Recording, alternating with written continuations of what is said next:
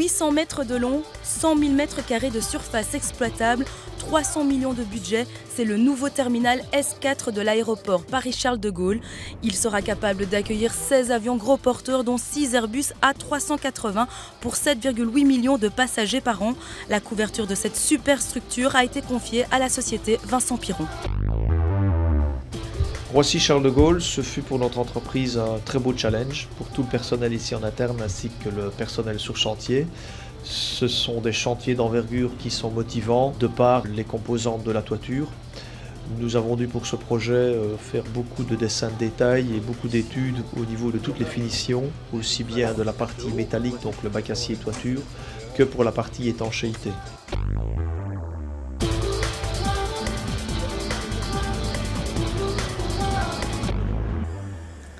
Réputée pour la qualité de son travail et la gestion de ses chantiers, la société Vincent Piron s'est vue confier par le groupe Eiffage l'étude et la réalisation du support, de l'isolation et de l'étanchéité de la toiture de ce nouveau terminal.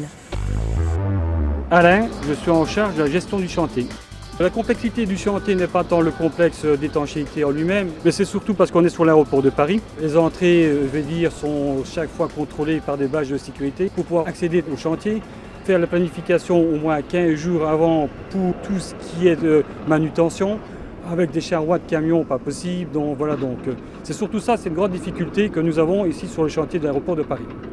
Le chantier, c'est tous les jours entre 5 et 15 hommes pour le placement du complexe de toiture, l'installation de la membrane, l'étanchéité des chenaux, des rives et les rehausses de lanterneaux.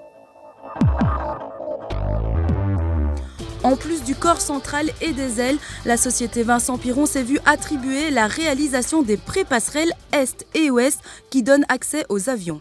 La superficie totale de couverture sera de 40 000 mètres carrés. Cela représente pour la sécurité 3 km de garde de corps.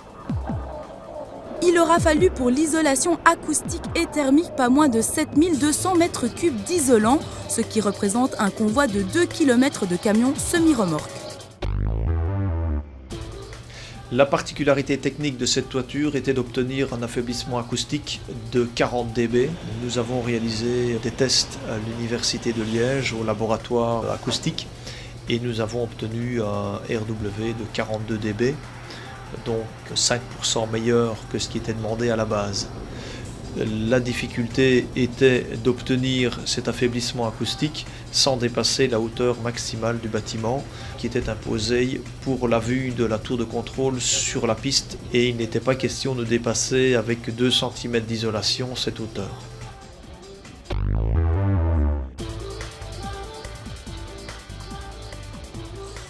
Pour l'obtention de ce marché, au final, nous étions encore 2 entreprises européennes, une entreprise espagnole et la nôtre, et nous avons remporté ce marché de par nos références et nos spécificités techniques que nous avons dans ce type de toiture maintenant depuis 20 ans.